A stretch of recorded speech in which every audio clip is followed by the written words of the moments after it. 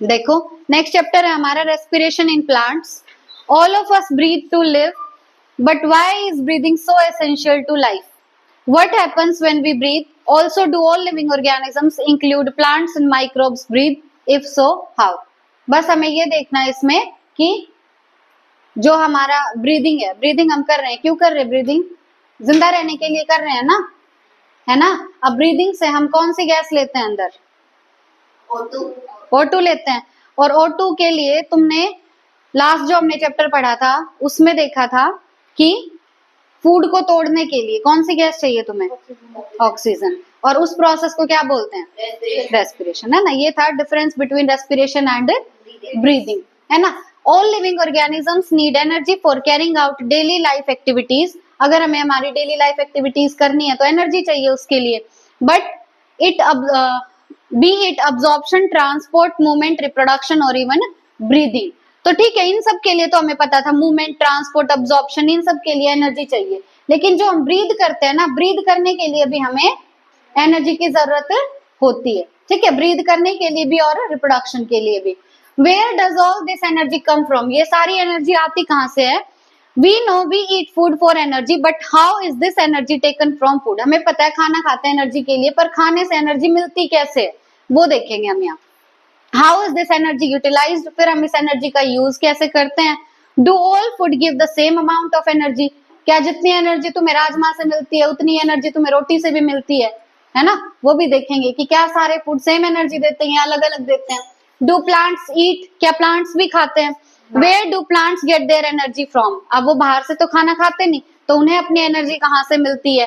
And micro organisms for their energy requirements do they eat food? तो micro organisms को energy कहाँ से मिलती है, क्या वो खाना खाते हैं? वो भी। ये सारा जनरल था अभी तक। बस ये ध्यान रखना कि किस किस चीज के लिए, अब्जॉर्प्शन के लिए भी एनर्जी की रिक्वायरमेंट होती है, ट्रांसपोर्ट के लिए पता है, मूवमेंट के लिए पता है, रिप्रोडक्शन के लिए भी एनर्जी की रिक्वायरमेंट है, ब्रीदिंग के लिए भी एनर्जी की रिक्वायरमेंट है। इस यहाँ तक ये इंपॉर्टेंट था बस।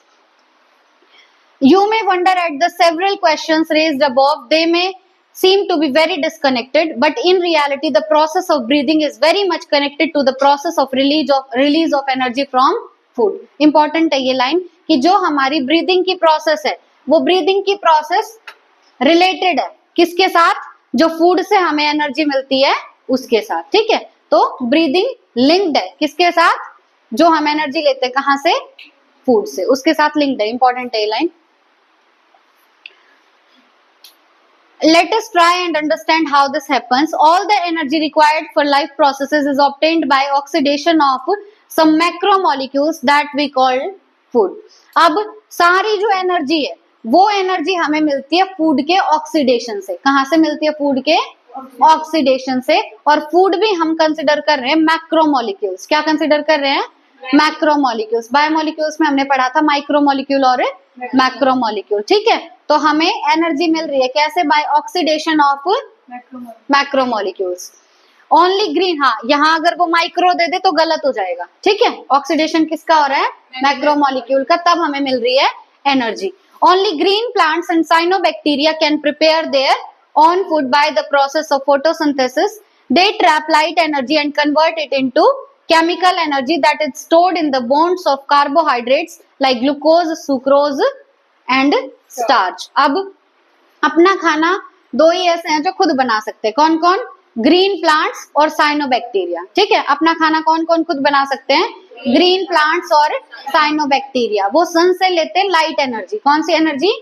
Light energy. और लाइट एनर्जी को वो कन्वर्ट कर देते हैं केमिकल एनर्जी में। कौन सी एनर्जी में? केमिकल एनर्जी में कन्वर्ट कर देते हैं। कौन सी प्रोसेस से? फोटोसिंथेसिस। कौन सी प्रोसेस से? फोटोसिंथेसिस से। ठीक है, अब ये जो इन्होंने केमिकल एनर्जी बनाई है, इस केमिकल एनर्जी को वो अपने अंदर स्टोर करके रखते हैं। जैसे प्लांट्स जो अपना फूड है वो किस फॉर्म में स्टोर करते हैं? स्टार्च। प्लांट्स अपना फूड किस फॉर्म में स्टोर करते हैं? स्टार्च। ठीक है, या फिर किस फॉर्म में स्टोर होगा ये जो इन्होंने केमिकल एनर्जी बनाई है? ग्लूकोज की फॉर्म में या सुक्रोज की फॉर्म में। चाहे ग्लूकोज हो, सुक्रोज हो या स्टार्च हो, ये सारे के सारे क्या हैं? कार्बोहाइड्रेट। ठीक है, तो प्लांट्स ने क्या किया? सन से लाइट एनर्जी ली, लाइट एनर्जी को कन्वर्ट किया कौन सी एनर्जी में? केमिकल एनर्जी में, by the process of photosynthesis. और इस केमिकल एनर्जी को प्लांट्स स्टोर करके रखेंगे या तो स्टार्च के फॉर्म में, ठीक है, वो स्टार्च के फॉर्म में उसको स्टोर करते हैं, और कार्बोहाइड्रेट क्या क्या बताए, ग्लूकोज और सुक्रोज, ठीक है। We must remember that in green plants too, not all cells, tissues and organs photosynthesize, only cells containing chloroplast that are most often located in superficial layers carry out photosynthesis। अब हमें ध्यान रखना है कि plant में भी यूं नहीं है कि पूरा का पूरा प्लांट फोटोसिंथेसिस करता है, पूरा प्लांट फोटोसिंथेसिस नहीं कर सकता। प्लांट के अंदर कुछ सेल होते हैं जो फोटोसिंथेसिस करते हैं, और कौन से सेल फोटोसिंथेसिस करेंगे, जिनके अंदर क्या प्रेजेंट हो, क्लोरोप्लास्ट प्रेजेंट हो। क्लोरोप्लास्ट ज्यादातर कहाँ प्रेजेंट होगा, लीव्स में, हाँ, जहां ग्रीन एरिया होगा लीव्स में। अगर किसी प्लांट का स्टेम ग्रीन है, यंग स्टेम है, तो वहां भी क्लोरोप्लास्ट प्रेजेंट होगा, वहां क्लोरोप्लास्ट होगा तो वो भी फोटोसिंथेसिस कर सकता है। पूरा प्लांट फोटोसिंथेसिस नहीं करता, प्लांट के कुछ ही सेल फोटोसिंथेसिस करते हैं, वही सेल करेंगे फोटोसिंथेसिस जिनमें प्रेजेंट होगा क्लोरोप्लास्ट। अब तुम बताओ क्लोरोप्लास्ट क्या है, क्लोरोप्लास्टिड, वेरी गुड। क्लोरोप्लास्ट क्या है, एक प्लास्टिड। प्लास्टिड कितने टाइप का होता है, 3 टाइप का। पहला क्लोरोप्लास्ट, दूसरा क्रोमो, तीसरा ल्यूको, तीसरा ल्यूको। ल्यूको का टाइप होता है 3, ल्यूको के 3 टाइप होते हैं, अमाइलो, इलायो और एल्यूरो, ठीक है। ल्यूको के 3 टाइप होते हैं, अमाइलोप्लास्ट, इलायोप्लास्ट, एल्यूरोप्लास्ट। तो क्लोरोप्लास्ट क्या है, एक प्लास्टिड है। Hence, even in green plants, all other organs, tissues and cells that are non-green need food for oxidation। अब खाना तो सिर्फ कहाँ पे बन रहा है, लीव्स में, या कई बार थोड़ा बहुत स्टेम में बन गया, लेकिन जरूरत तो पूरे प्लांट को है ना खाने की। जो और टिश्यूज हैं प्लांट के अंदर, और ऑर्गन्स है, उनको भी तो जरूरत है खाने की, है ना। तो hence food has to be translocated to all non-green parts। तो जो प्लांट के अंदर नॉन ग्रीन पार्ट है, जहां पे खाना नहीं बन रहा, वहां पे होगा फूड का ट्रांसलोकेशन। क्या होगा, फूड का ट्रांसलोकेशन, मतलब लीव्स से पूरे प्लांट में फूड पहुंचाया जाएगा, ठीक है। वो क्या है, फूड का ट्रांसलोकेशन। तो फूड बनता कहाँ पे है, ग्रीन पार्ट्स में। नॉन ग्रीन पार्ट्स में फूड नहीं बनता, वहां तक फूड कैसे पहुंचेगा, ट्रांसलोकेशन से। Animals are heterotrophic. एनिमल्स कैसे होते हैं, हेट्रोट्रॉफिक, अपना खाना खुद नहीं बना सकते। That is they obtain food from plants directly और इनडायरेक्टली। अब एनिमल्स अपना खाना प्लांट से लेते हैं, या तो लेंगे डायरेक्टली या लेंगे इनडायरेक्टली। अगर कोई एनिमल डायरेक्टली प्लांट से अपना खाना ले रहा है, मतलब डायरेक्टली प्लांट को खा रहा है, तो उस एनिमल को हम बोलते हैं हर्बीवोर। क्या बोलेंगे, हर्बीवोर। लेकिन अगर कोई एनिमल, जैसे मान लो, हाँ, लॉयन है, अब गोट है, जो गोट ने किसको खाया, घास को खाया, है ना, ग्रास को खाया, तो गोट तो क्या होगी, हर्बीवोर। पर लायन ने किसको खाया, गोट को खाया, तो लायन क्या हो गया, कार्निवोर हो गया, ठीक है। लेकिन वो भी खाना इवेंचुअली कहाँ से मिल रहा है उसको, ग्रास से ही मिल रहा है ना। तो या तो प्लांट पे डायरेक्टली डिपेंडेंट हम, या इनडायरेक्टली डिपेंडेंट है, पर डिपेंडेंट सब किसके ऊपर है, प्लांट के ऊपर, ठीक है। Saprophytes like fungi are dependent on dead and decaying matter। जो सेप्रोफाइट्स होते हैं, सेप्रोफाइट्स मतलब जो डिकम्पोजर्स होते हैं। डिकम्पोजर्स में कौन आएगा, फंजाई और बैक्टीरिया। डिकम्पोजर्स में कौन आता है, फंजाई और बैक्टीरिया। जो भी हम कचरा डालते हैं ना, या किसी एनिमल की डेथ हो गई, वो वहां पे पड़ा हुआ है, जितना भी कचरा होता है सारा, उसको हम डेट्राइटस बोलते हैं। क्या बोलते हैं, डेट्राइटस। तो ये जो बैक्टीरिया और फंजाई होते हैं, ये उस डेट्राइटस को ही छोटा छोटा तोड़ के और वहीं से अपना न्यूट्रिशन लेते हैं, ठीक है। तो उनको हम बोलते हैं डीकम्पोजर या सेप्रोफाइट्स, ठीक है। तो जो सेप्रोफाइट है, जैसे फंजाई हो गया, ये डिपेंड करते हैं डेड और डिकेइंग मैटर पे। किस पे डिपेंड करते हैं, डेड और डिकेइंग मैटर। प्लांट्स अपना खाना खुद बना लेते हैं, लेकिन नॉन ग्रीन पार्ट तक खाना कैसे पहुंचेगा, ट्रांसलोकेशन के थ्रू, ठीक है। उसके बाद एनिमल्स डिपेंड करेंगे किसके ऊपर, प्लांट्स के ऊपर, या तो डायरेक्टली या इनडायरेक्टली। अगर डायरेक्टली डिपेंड कर रहे तो उन एनिमल को बोलेंगे हार्बीवोर, अगर इनडायरेक्टली डिपेंड कर रहे हैं तो कार्निवोर, ठीक है। सेप्रोफाइट्स अपने खाने के लिए डिपेंड करते हैं डेड और डिकेइंग मैटर पे। सेप्रोफाइट्स का एग्जांपल फंजाई, ठीक है। What is important to recognise is that ultimately all the food that is required for life processes comes from photosynthesis. जो मेन बात जानने की है वो क्या है कि जो फूड का रेस्पिरेशन हो रहा है, उसके लिए जो हमें एनर्जी चाहिए वो फाइनली कहां से आ रही है, फोटोसिंथेसिस से आ रही है। This chapter deals with cellular respiration और mechanism of breakdown of food materials within the cell to release energy and the trapping of this energy for synthesis of ATP. इस चैप्टर में हम पढ़ेंगे cellular respiration के बारे में, मतलब cell level पर जो रेस्पिरेशन हो रहा है उसके बारे में पढ़ेंगे। और ये जो एनर्जी है इसको हम अपनी बॉडी में ट्रैप करके रखते हैं, किस फॉर्म में? एटीपी की फॉर्म में। ठीक है, एटीपी की फुल फॉर्म एडिनोसाइन ट्राइफॉस्फेट। ठीक है, photosynthesis of course take place within the chloroplast. Photosynthesis कहाँ पे होता है? क्लोरोप्लास्ट के अंदर होता है, यूकैरियोट्स में। किसके अंदर? यूकैरियोट्स के अंदर। Whereas the breakdown of complex molecules to yield energy take place in the cytoplasm and in the mitochondria also only in eukaryotes. Important line है कि फोटोसिंथेसिस की प्रोसेस कौन से ऑर्गेनेली में हुई? क्लोरोप्लास्ट में हुई। किसके अंदर? यूकैरियोट्स के अंदर। अब जो भी कॉम्प्लेक्स मॉलिक्यूल हैं, जो हम बाहर से खाना खा रहे हैं, उस मॉलिक्यूल को तोड़ के हमें क्या चाहिए? एनर्जी। तो उन मॉलिक्यूल्स को तोड़ने का काम होता है साइटोप्लाज्म में। किसमें होता है? साइटोप्लाज्म में। और जो वो एनर्जी हमें मिल रही है वो किसके अंदर मिलेगी? कौन सी ऑर्गेनेली में? माइटोकॉन्ड्रिया में। लेकिन सिर्फ किसके अंदर? यूकैरियोट्स के अंदर। तो हमने यूकैरियोट्स की बात की। यूकैरियोट्स में फोटोसिंथेसिस कौन सी ऑर्गेनेली में होगा? क्लोरोप्लास्ट में। ठीक है, अब जो खाना हम खा रहे हैं, जो कॉम्प्लेक्स मॉलिक्यूल खा रहे हैं, उनको तोड़ने का काम होगा किस किस में? साइटोप्लाज्म में और माइटोकॉन्ड्रिया में। ठीक है, सिर्फ किसके अंदर? यूकैरियोट्स के अंदर। The breaking of the carbon-carbon bonds of complex compounds through oxidation within the cells, leading to release of considerable amount of energy, is called respiration. ये है रियल डेफिनेशन ऑफ रेस्पिरेशन। होगा क्या कि जो भी हमने कॉम्प्लेक्स कंपाउंड खाया, complex compound जैसे मान लो हमने ग्लूकोज खाया, ठीक है, अब ग्लूकोज जो है, ग्लूकोज में कितने कार्बन होते हैं? 6। कितने होते हैं ग्लूकोज में? 6 कार्बन होते हैं। उन कार्बन कार्बन के बीच में बॉन्ड भी तो बना हुआ है ना। तो हमने बाहर से ली ऑक्सीजन, उस ऑक्सीजन की हेल्प से हम क्या करेंगे? ये कार्बन कार्बन के बीच के बॉन्ड को तोड़ देंगे, तो ग्लूकोज सिंपल मॉलिक्यूल्स में कन्वर्ट हो गया। ठीक है, इसी प्रोसेस को क्या बोलेंगे? रेस्पिरेशन। तो रेस्पिरेशन में क्या हो रहा है? कार्बन कार्बन का बॉन्ड तोड़ा जा रहा है। ठीक है, और ये प्रोसेस कहाँ पे हो रही है? सेल्स के अंदर। अब जब ये काम हो रहा है, कार्बन कार्बन के बीच का बॉन्ड टूट रहा है, देखो अगर हमें 2 बॉन्ड बनवाने हैं ना, जैसे एक कार्बन ये, एक कार्बन ये, इन दोनों का अगर मेरे को बॉन्ड बनवाना है तो मैं बाहर से एनर्जी दूंगी। ठीक है, एनर्जी दूंगी जिससे इन दोनों के बीच का बॉन्ड बन जाएगा। यानी इस बॉन्ड में क्या स्टोर्ड है? एनर्जी स्टोर्ड है। तो जब ये बॉन्ड टूटेगा तो एनर्जी रिलीज होगी, जब ये बॉन्ड टूटेगा तो एनर्जी रिलीज होगी। बॉन्ड बनने के लिए चाहिए थी एनर्जी, हमने एनर्जी दी, बॉन्ड जब टूटा तो वही एनर्जी रिलीज हो गई। ठीक है, तो ये कार्बन कार्बन के बीच का बॉन्ड जब ऑक्सीजन की वजह से टूटेगा तो रिलीज होगी एनर्जी, और वो एनर्जी काफी होती है। इसी प्रोसेस को क्या बोलेंगे? रेस्पिरेशन।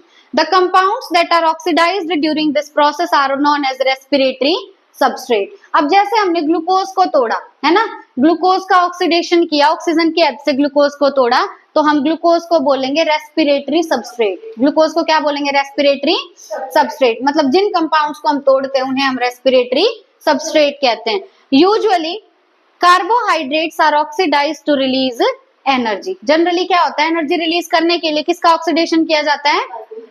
कार्बोहाइड्रेट्स का। But protein, fats and even organic acid can be used as respiratory substances in some plants under certain conditions. ज्यादातर किसका यूज करेंगे एज रेस्पिरेटरी सबस्ट्रेट? कार्बोहाइड्रेट्स का, है ना।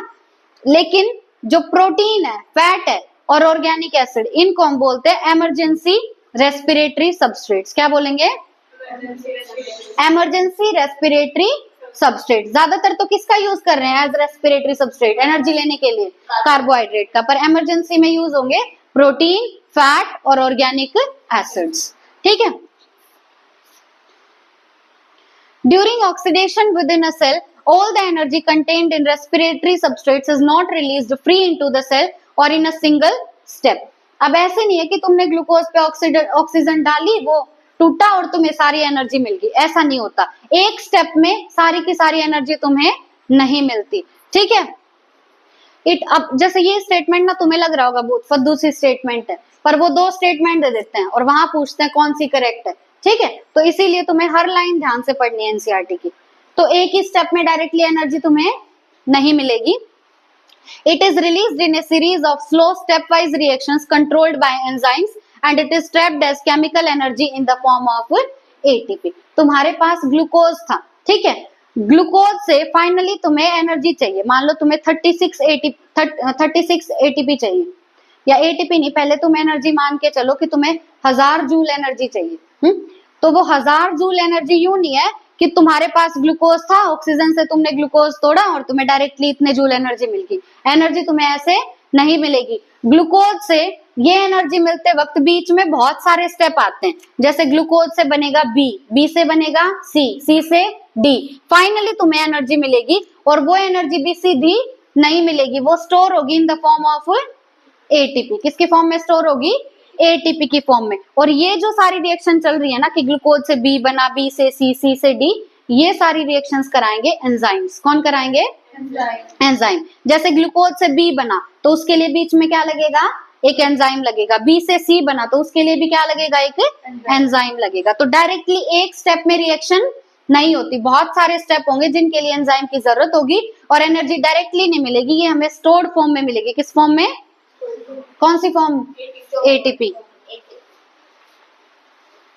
Hence, it is important to understand that the energy released by oxidation in respiration is not, or rather cannot be used directly, but it is used to synthesize ATP, which is broken down whenever and wherever energy needs to be utilized। तो सीधी हमें energy नहीं मिलती, वो हमें ATP की form में मिलेगी। फिर तुम्हारी बॉडी को जब भी जरूरत है तुम उस ATP को तोड़ के उस एनर्जी को यूज कर लो, ठीक है।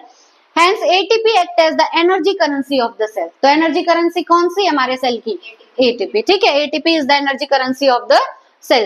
This energy trapped in ATP is utilized in various energy requiring processes of the organisms and the carbon skeleton produced during respiration is used as precursors for biosynthesis of other molecules in the cell। अब देखो, जो energy हमारी trap हुई है, stored है, किस form में?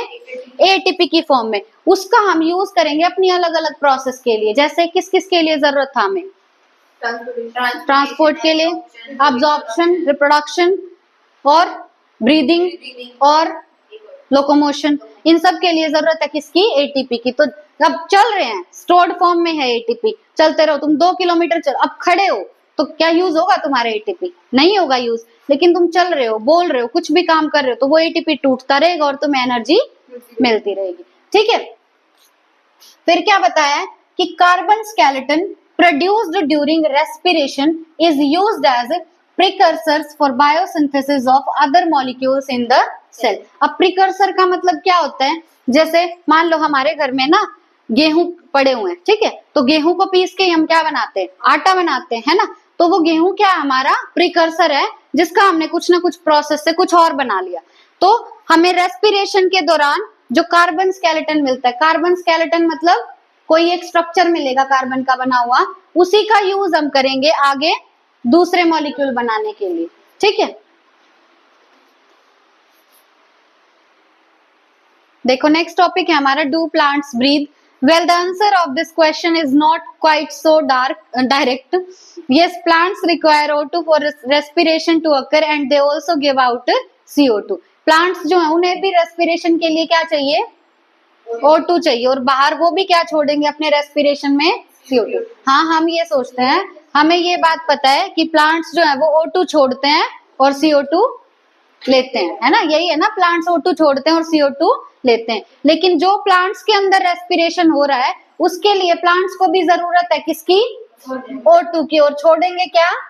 CO2। Hence plants have systems in place that ensure the availability of O2। तो प्लांट के अंदर भी ऐसा सिस्टम है जो प्लांट को ये श्योरिटी देगा, ये इंश्योर करेगा प्लांट के लिए कि उसको O2 की सप्लाई मिलती रहे। Plants, unlike animals, have no specialized organs for gaseous exchange, but they have stomata and lenticels for this purpose। जैसे हमारे लिए गैसियस एक्सचेंज के लिए कौन सा ऑर्गन है हमारी बॉडी में? लंग्स। पर प्लांट्स में लंग्स जैसा कोई ऑर्गन नहीं है, बट प्लांट के अंदर भी गैसियस एक्सचेंज के लिए 2 चीजें प्रेजेंट है, एक तो स्टोमेटा और दूसरा लेंटिसेल्स। एक तो स्टोमेटा और दूसरा लेंटिसेल्स, ठीक है। इंपॉर्टेंट है ये लाइन। उसके बाद there are several reasons why plants can get along without respiratory organs. काफी सारे रीजन है कि क्यों प्लांट्स का बिना लंग्स के भी काम चल रहा है। कैसे प्लांट्स का बिना लंग्स के भी काम चल रहा है? रेस्पिरेटरी ऑर्गन कौन से हमारे अंदर? लंग्स। ठीक है, तो प्लांट्स का लंग्स के बिना भी काम चल रहा है। कैसे चल रहा है देखो। First, each plant part take care of its own gas exchange needs. जैसे अब मान लो हमारे हाथ को जरूरत है ऑक्सीजन की, तो ऐसा तो नहीं है ना कि हमारा हाथ ऑक्सीजन ले लेगा, नहीं ले सकता। हमारी पूरी बॉडी ऑक्सीजन के लिए डिपेंडेंट है लंग्स के ऊपर। किसके ऊपर डिपेंडेंट है?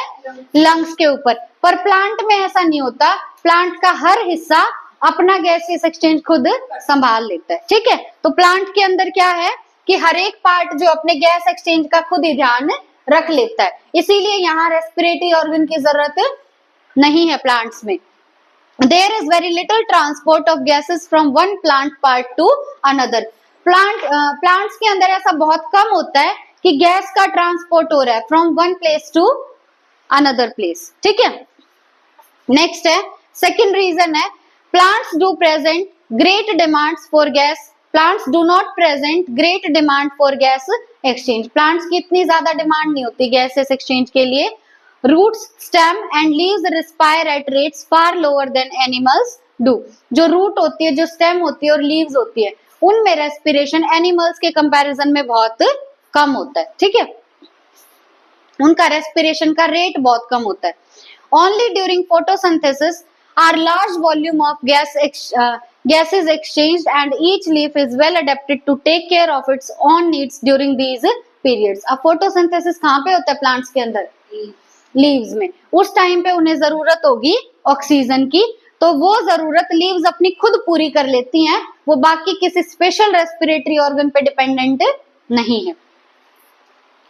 When cells photosynthesize, availability of O2 is not a problem in these cells since O2 is released within the cell. जब सेल्स के अंदर फोटोसिंथेसिस होता है तो उस टाइम पे O2 की अवेलेबिलिटी एक प्रॉब्लम नहीं है।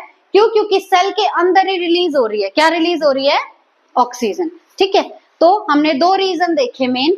जैसे हमारे अंदर रेस्पिरेटरी ऑर्गन है, कौन से हमारे अंदर रेस्पिरेटरी ऑर्गन? लंग्स। प्लांट्स को ऐसे किसी रेस्पिरेटरी ऑर्गन की जरूरत नहीं है। पहला रीजन है कि प्लांट में हर एक पार्ट अपना खुद का ध्यान खुद रख रहा है, अपना खुद का गैस एक्सचेंज वो खुद संभाल सकता है। और प्लांट के अंदर बहुत कम ऐसा होगा कि एक जगह से दूसरी जगह गैस का ट्रांसपोर्ट हो रहा है। दूसरा रीजन क्या है कि प्लांट्स के अंदर जो ऑक्सीजन का जो रेस्पिरेशन का रेट है वो बहुत कम है। प्लांट्स में रेस्पिरेशन का रेट बहुत कम है। कहाँ पे? रूट में, स्टेम में और लीव्स में। इन तीनों जगह पे प्लांट में रेस्पिरेशन का रेट बहुत कम है इन कंपैरिजन टू एनिमल्स। ठीक है, तो इसीलिए प्लांट्स को रेस्पिरेटरी ऑर्गन की जरूरत नहीं है। जब फोटोसिंथेसिस होगा तो उस टाइम लीव्स को ऑक्सीजन की जरूरत पड़ेगी, पर वो ऑक्सीजन वो खुद ही अवेल करा लेता है खुद के लिए। क्यों? क्योंकि उसी सेल के अंदर ऑक्सीजन रिलीज हो रही होती है, तो O2 की अवेलेबिलिटी एक प्रॉब्लम नहीं है। थर्ड रीजन क्या है? The distance that gases must diffuse even in large bulky plants is not great. चाहे कितना ही बड़ा प्लांट हो या कितना ही भारी प्लांट हो, जो डिस्टेंस गैस को ट्रेवल करके जाना है वो डिस्टेंस उतना ज्यादा नहीं है। ठीक है, तीसरा रीजन ये है। Each living cell in a plant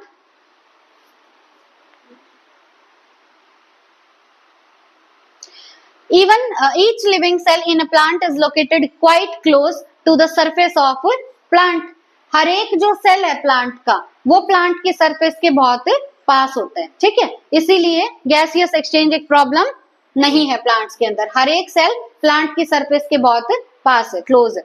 This is true for leaves. You may ask, but what about thick woody stems and roots? ठीक है, अभी ये क्वेश्चन पूछ रहा है कि लीव्स के लिए तो ये बात बहुत सही है क्योंकि लीव पतली सी होती है लीफ, तो वो डायरेक्टली एनवायरमेंट के कांटेक्ट में है। लेकिन प्लांट के अंदर के पार्ट्स का क्या होगा? अंदर तक गैस कैसे पहुंचेगी वो देखना है।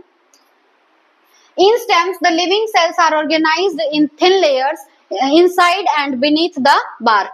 स्टेम में क्या होगा कि लिविंग सेल्स जो हैं, एक बार करना गाना